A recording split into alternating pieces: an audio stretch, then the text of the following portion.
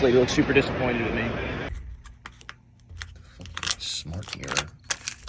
That's so I don't go blind with the blue light. All right, guys, I just woke up a second ago. I'm gonna try to do a full day at Fab Tech with me.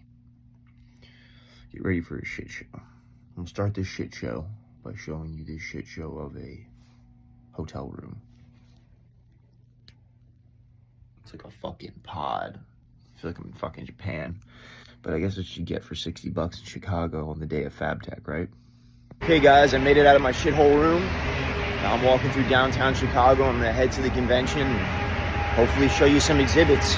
Maybe some interesting shit along the way. Stopping to get some coffee. I guess Shaq was in here. I'll tell you what, if you were a metal worker in Chicago and you live here and you ain't making no money, you're asleep. There's fucking shit that needs to be fixed everywhere. There's this fucking metal fence everywhere in front of every apartment complex. There's balconies, there's like all sorts of shit that's always gonna need to be fixed, and they bury this shit right in mulch. You can see it's starting to rust already. I've walked past dozens of those that are completely rusted out already. So there's plenty of work in this motherfucker. I'm about to show you an example of work being had everywhere. So you see this man's got his set up and he's over there working, getting his gate fixed. Man, you fix a lot of these gates? Company does. Your company does? Yeah. Good shit. So see what I'm saying? If you're out in Chicago and you ain't making no money, there's money to be had in this motherfucker. His name's Joe, right? Yeah. This is Joe. Joe's a Chicago resident. He works for this company fixing gates. So there's plenty of work to be had out here, huh, Joe? Yeah, and a lot of people don't know about the trades, man. Like, I talk to a lot of people that never even heard about the trades or being in unions or any of this stuff, and when you explain it to them, they're super surprised about it. Yeah, you're good.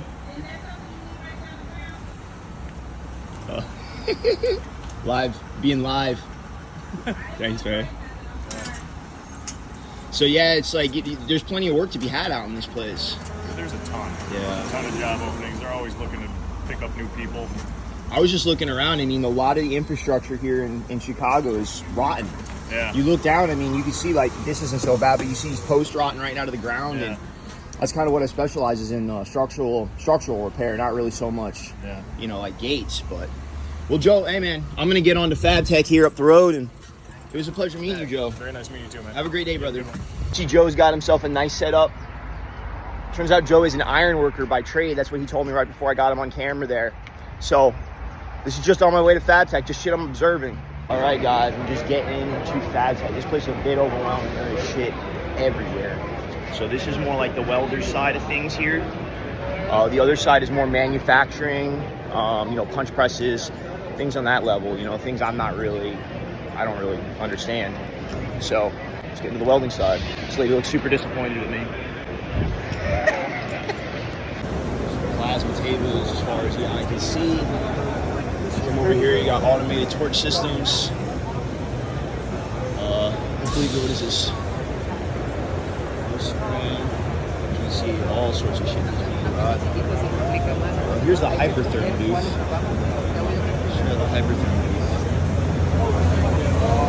Okay, wow. So you can see like, all the machines here. I guess we're doing demos over here. So I'm going to try to get them to give me a gouging demo because I am interested in one of the machines, and I would like to at least try plasma gouging and try to add that as a service on my rig because I'm sure it has its place. If I'm working with some aluminum or something, plasma is really the only way to go. So let's see if these guys will give me a demo. What's up with the PowerMax system? What's different about it? All right, the traditional systems, not only the Hypertherm ones, but all traditional systems utilize stack-up consumables. This is a single consumable. This is just a one-piece cartridge. Makes it a lot easier, especially if you got employees. So we have 3 colors, okay, and that makes them easy to distinguish from hand cutting, mechanized cutting, or gouging. Okay.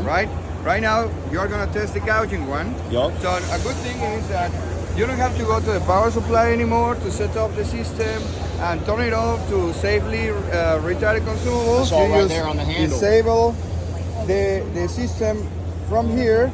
You can take off the cartridge, put it back in, and then activate the torch. Nice. And then the system will recognize the cartridge and auto set up the amperage and the parameters for gouging. Okay. All right, so it's already done. No more mistakes from the operator. No more setup. Is it set based on material size? It's based on the cartridge. Based on the cartridge. So this cartridge is green, which means gouging, Okay. and the amperage is auto setup. Okay. Another cool thing of this torch is that you can, if you want to gouge with lower amperage, you can set it. You don't have to come back to the power supply. You just do it right there. You use. You can see that I'm changing it in increments of 5 amps. Okay. Right, up and down according to what you are looking for, depending on how deep you want to do the gouge or how shallow you want it. Right on. Right? And we have a few different torches. Right now we only have set up the 90-degree torches, but we have a torch that Yeah, is the straight 15 torch. degrees. Yeah, I was So you can interested in gouge. that. Make it a little easier. Right. Good. So once you set up the consumable, Okay. another good thing is that the torch warns you. I have a new consumable. Okay. And that Wow. noise is meant to clean the consumables and also to warn you the next one I'm ready to go. Okay. All right? So, it's your All right, turn. Ready? Ready. All right, so let's try to gouge with this thing. So can I start at an angle or do I gotta start straight and turn? At that angle will be better. Right here? That one, yes.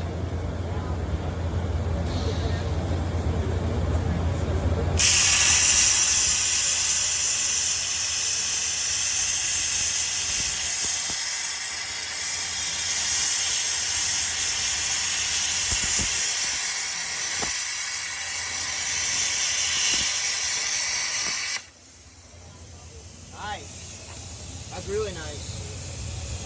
I got a little bit slow there, but right here, from here to here, that looks pretty good to me. I was, it's almost ready to weld. Yeah. Hit it with a wire wheel and go. Thank you very much, man. That's neat. I'm definitely gonna probably be adding a gouging torch from Hypertherm in my arsenal here, and just make me a little more effective in the field. But thank you, Israel. I really appreciate the demo. Oh, your boy's gonna buy this, and not for the reasons you think. Does it have a place I could poke my wiener out? Oh yeah, it does. I'm gonna poke my wiener out of there. All right, so here in the linking welding booth. All right, this guy looks ready and willing. Hey man, you guys, where's your engine drive at? Display up here in the front side. Yeah, our new Ranger Air. The built-in air compressor. Yeah, like your version of air pack. It's a brand new machine for us. Yeah, it's a Ranger about 300. Okay. Want to come talk to me about it? It's actually not my product line. Okay. But if you'd like, you can talk to the guys here in the distributor area. Right on, thank you. So here is the new Ranger Air Pack for Air. I guess this is their version, their answer to the Air Pack machine. That's a great move. So let's take a look at it. You want to go play with it, dude? Or you No, go ahead. No, I was just checking it out. What do you think of it? I run the 330 MPX right now, and Been reliable? Yeah, I'm kind of excited to see what this is all about. Yeah, I always wanted to see what answer Lincoln would have to the Air Pack. You know, I've had an Air Pack before, and it was a decent machine, 302. But I want to see what Lincoln come out with. So, just fucking. No, it's got a battery in that box. It's 32 Sweet pounds. engine. You want to crank that? So that charges on a normal 110. So there you go. You can Charges change up your all in an hour. So we're air developing compressor. the battery in-house. Final batteries can determine Set how your much weight, PSI right here, all digitally. The other one's out. How do you feel about the digital stuff? I haven't had any issues with it. No. Charge up in an hour if you got it plugged in. Yeah, I'm new. I don't. All my stuff's analog still. So mine doesn't have all this. I have home and then one, just the knob. They got a lunch break, plug it in, you have it. No, don't do that. Nice thing is that Pretty charger funny, goes though. into that box. Oh, it still want to start again. No, that's the fuel pump. Oh, it just does that? Yeah. Okay. Huh. Just found one of the more interesting tools I've seen at Fab Tech here, and it's this giant fucking nibbler. Look at this thing. Look at the plate this thing's chewing through. I'm not sure when I would use this application, if I would use this application, but it sure as fuck is interesting. See if we can't get one of these people to let me demo it, huh? Fortunately, I'm assuming due to liability, they can't demo that machine for me, and I get it. I mean, you'll get some idiot that sticks his finger in it or something. I mean, it's, it's only natural. But I'm over here, they have a whole selection. I've never heard of this company here, but they have a whole selection of mag drills. And you guys know I love a mag drill. It makes my life a lot easier. So they got, it looks like they even sell annulars. And some giant annulars. Up to 10-inch depth and 6-inch diameter. So. 10-inch depth and 6-inch through for steel only? Steel, stainless steel, aluminum. We have all kinds of steel. That's a hell of an annular Cast that you iron. got in your hand. Yeah. What's something like that cost, an annular like that? Oh, good like $600. That's I was big. literally going to say 600. Nice. Yeah. So this is a demo, actually. Yeah. Oh, cool. So if you want to check this out. Yeah, heck yeah. This machine right here, you're going to see how easy this is. You're going to make your life so much easier. You can have one guy running 2 or 3 of these machines. Oh, one guy can run 2 or 3 of these. I think you got a slug in it still. I've done that 1,000 times. So we do have also with all of our annular cutters up to 4-inch depth. That includes a pilot pin for slug injection and also for lubrication and line anchor. That's one thing that a lot of people don't have. No, and I like the lube tank. Mine was missing it, so. Oh yeah. I had an old DeWalt. It lasted a lot of years, but it's shot now. So to put it into automatic feed, you just slide the handle in there. You can see on the side here, it's reading how much amp draw it's needing to cut. So if he goes up into the red zone, then you go, I need to add more cutting fluid, or my bit's getting dull, and I need to swap out my bit. So these automatic feeds are trying to always modulate perfect pressure. And now right now it's already sensed that it's through the hole, so now it's going to back up. It's going all the way to the top of the stroke. You have a 6-inch stroke, and then we finish the top of the stroke. The whole idea with that is just to have one person running 2 or 3 of these and just running hundreds of loads in a day. And when it returns to the top of the stroke, it's cooling down the motor with the fan right now. So like you can just use it for a good 8-hour shift. You're not having to stop or worry about it overheating. It can run all day. And now, what does this unit cost, roughly, MSRP? This one here is about $1,800, $1,900. This is our lowest end automatic feed. That's our surface preparation tool. So we have. But the case, yeah. And we also have like low vibration models if you want to check those out. Yeah, needle scaler, I'm definitely interested in. We import these into the U.S. We're the sole importer in North America of these products. These are made in the U.K. So if you want to try this out, Yeah, heck yeah. You I'll want show you the normal model first, and then you can try. You know it, demo it.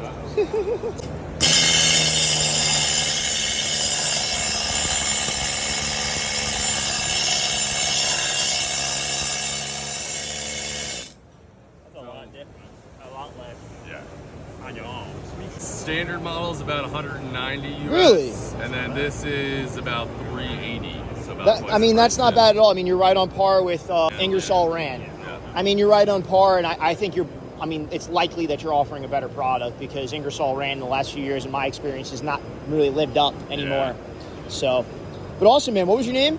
Jonathan. Jonathan, pleasure to meet you. Thank you for the demo. Guys, I made it over here to the Conja booth. I've never heard of these guys before. I met this nice gentleman named Oron. Hi guys. So Oron, what separates your vise from like a Wilton or a different manufacturer? Well, the main difference between our vices and other brands is we are producing our vices with forging method. So why is forging different than casting? In the casting method of production, there might be always air pockets and voids. It's a nature of the casting. So these air pockets may start to crack inside of the material itself. So you will never notice that until jaw falls down. But in the forging, we are heating metal up to 1200 degrees Celsius, and we are forging it with the hammers in a mold. Okay. So in that way, the molecules inside of the material bounce each other, and which gives our bench vise more strength compared to the cast one. All right, guy. So this is a heat up pipe wrap basically, and this would keep me from having to preheat with like weed burners, right? Yeah, so what we're doing here, we're using induction to preheat the pipe, either pre-weld, or we can even use blankets and stuff and do a post-weld heat treatment. So really up to you guys on how you want to use it. And now it looks like this system is just a jacket that wraps around the pipe. Correct. So this is a blanket. So right now the heating cables themselves that are direct contact are good for 600 degrees F. So we had the blanket on there, now we can go to 1200 degrees F. So and that's just for this particular blanket and how it's designed. We do have applications we can go much higher. With induction, we can go all the way to melting point if we need to. Holy cow. So what is the length of this induction rope? Am I using the right term there? Induction cable. Induction cable. Yep. So it's just it's an aluminum cable on the inside, and we just have a fiberglass wrap on the outside. Okay. But this length here, these are 10 meters. We do 15 meters, 30 meters. I think the longest one we've delivered so far is 45. I'm gonna need you to speak in American here. All right, let's try this again. So this one's 30 feet long. Okay. The longest one we provided is 90 feet. All right. My wife would be excited to hear that, 90 feet, you know.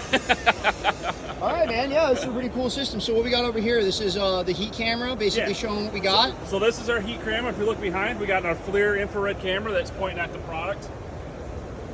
So showing everybody a temperature of what we're doing here. So if we turn the machine on, right now we're running about 50 kilowatts. If you want to show the screen, I'll show you how fast we can heat this up. So power's running, and we're putting temperature in real fast. Yeah, I mean, you can see it. So we're running about 50 degrees per 30 seconds. Right on. Wow, that is quick. This would definitely beat a weed burner. And is this the power unit? Yes. Okay, that's pretty large. I mean, is there a way to downsize that? Yeah, so right now, I mean, this is 75 kilowatts. So that's a big one. Yes, so what you guys are talking about, like 10 meter or like 10 a feet cable, handheld something like deal. that. I mean, we're looking at 15 kilowatts maybe, even maybe Okay. less. And what kind of temperature would you get out of 15 kilowatts? Same thing. Same thing. Yeah, just time to get the product up to temperature. So this is just the temperature rises quicker. Yes. Yeah, definitely want that to cool down. Yeah, so we now don't I want should anybody touch touch it. Yeah, don't do it now. Now you might hurt yourself. All right, man. Thanks, Kyle. I really Hey, appreciate that. Thank you. I love your guys' products. You guys have never given me anything for free, and I still always tell people that Metabo is the best as far as a grinder goes. Oh, my first free Metabo thing. Even two. But you guys really do make a quality grinder. I've had your 6-inch for 5 years. Rebuilt it once. So, but yeah, let's. What do you got new? What's new? Well, have you seen our bevelers and weld shapers? No, sir. So one of the biggest challenges out there is beveling material prior to welding. Yep, usually do it with a grinder. Right. And you don't end up with necessarily a good finish every time. Well, I do. With the beveler, we have a mill that we bring to the metal, and you end up with literally a milled finish here.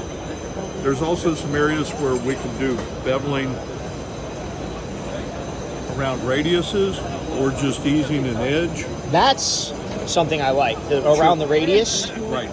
And that way, if you've got a bolt going through there and you need to break that corner or whatever, you can certainly do that.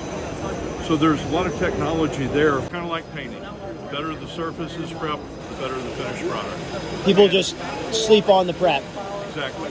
And, you know, you can take a guy, maybe he's a mediocre welder, do a little bit better job of prep, he can become an expert welder. Yep, so. And people don't get that. They don't understand how important prep is. And that's what your company really specializes in, great prep tools. Right. So what Larry's doing is setting the depth, and now he's going to go ahead and run it.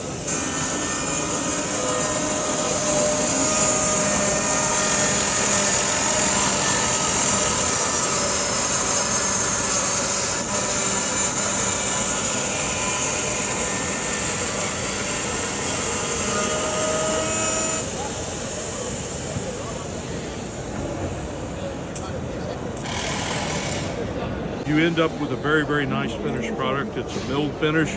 There's no transfer of heat so that you have that bluing. It's not gouging. Gives you a really, really good finish. Maybe you hit it with a flap wheel and you're done. Yeah, absolutely. I mean, that looks great. And look who else is here. Hey. I'm here with Holemaker Technology. I got my guy Adam here. Now, Adam, you guys have the world's first impact-driven drill bits, basically, right? That's correct. Okay. Yeah. So it's a modular system. All works off a 7/16 shank. Okay. So every tool in the range has the same shank and can all quick change into our range of adapters. So these adapters work in 1/2-inch impact wrenches. They work in magnetic drills, 3/4-inch impact wrenches, 1/4-inch impact wrenches, and because the side shank is just under 1/2 inch, you can fit it into a regular 1/2-inch chuck in a pistol drill and use the tools in a pistol drill as well. They are specially hardened to work with the force of the impact gun, and they are titanium coated, which removes some of the heat build up during operation. So, Adam, is this your son or just some poor young man you put to work to drill holes all day? We just found him on the street. You just found him on the street? He looks like it. it. It's literally that easy to use. So let's see it. Let's see it, kid. So you feel wore out from using that all day? We even have like this remote. No? No, I've got ringing in my ears. I can't hear anything. Oh, No, the nice thing about using it on impact is not only is it fast, but it doesn't wear you out because there's no snatch back against your wrist. The impact takes all of that away, and so he's been drilling most of today, all of yesterday, all the day before, and he's still going, and his wrist is okay. You're killing it, man.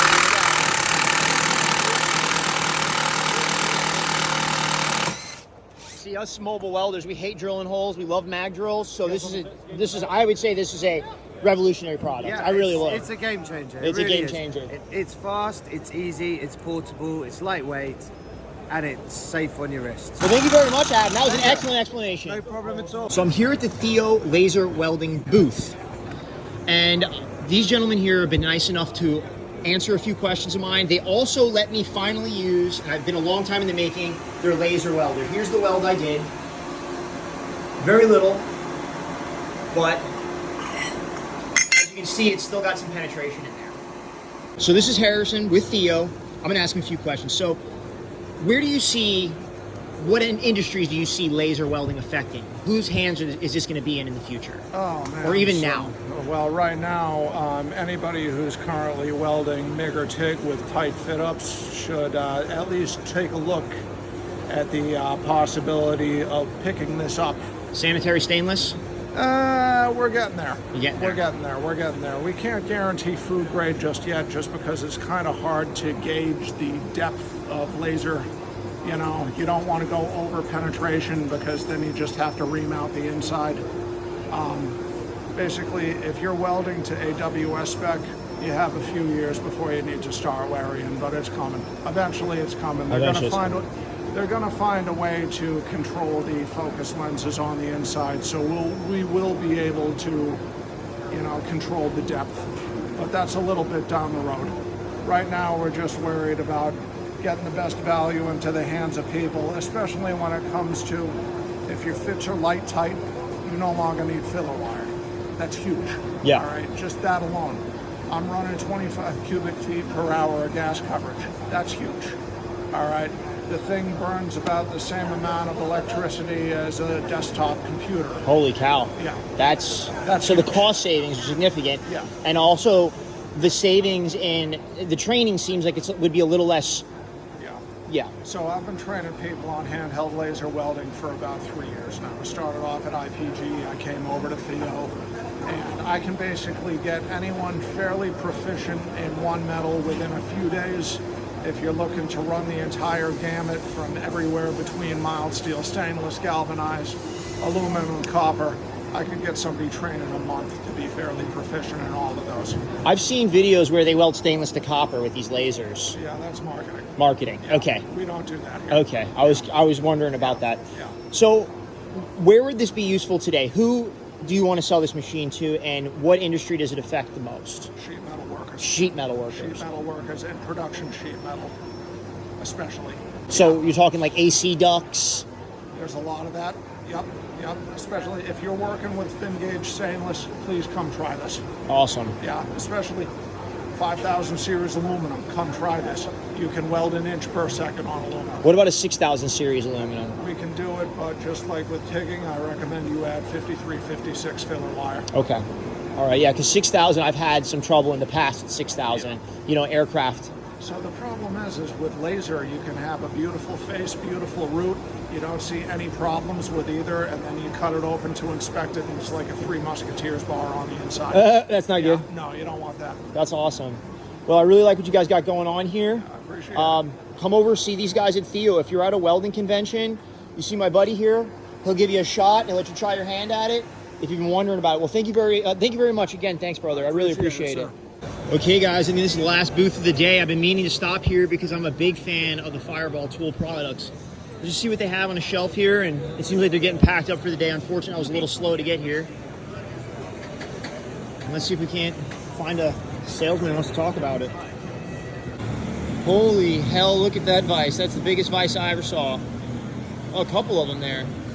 What was your name, bud? Kelvin. Kelvin, I'm Anthony. Nice to meet you, Kelvin. Nice to meet you. Check these things out. There's some bad vices right there. So, that one is a cutaway of our production vise right here. Okay. So the way this vise works, we have a through, we call it our tube nut. It's threaded right here, catching our lead screw. So when our lead screw is compressing against that and pulling, this is bolted into this, what we call the hardtail. So this is our hardtail vise.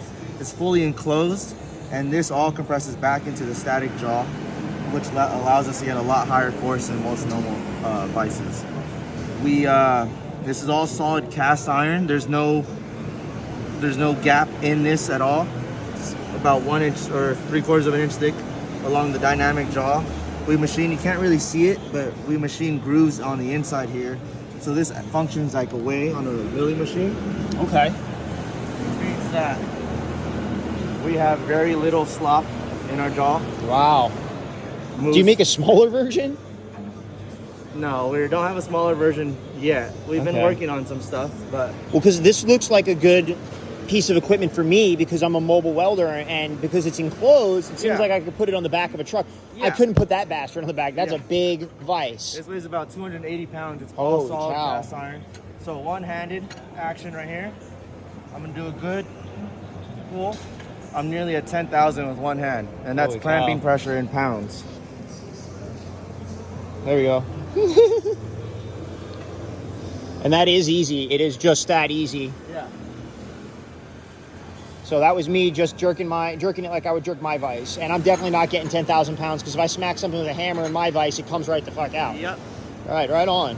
So nice and easy. So then even releasing 10,000 pounds, simple one-handed motion. That's a beautiful vise, man. That really is. When do you think, I know it's probably too much to ask, do you think you're going to come out with a smaller one that I could mount on the back of a truck? Like an 80, 100 pounder? Like half the size? Check out our website around SEMA time. SEMA time. November. I will. We'll I'm gonna. Some stuff, some new stuff. What would you say your name again was? Kelvin. Kelvin. That was excellent demonstration. That was one of the best today.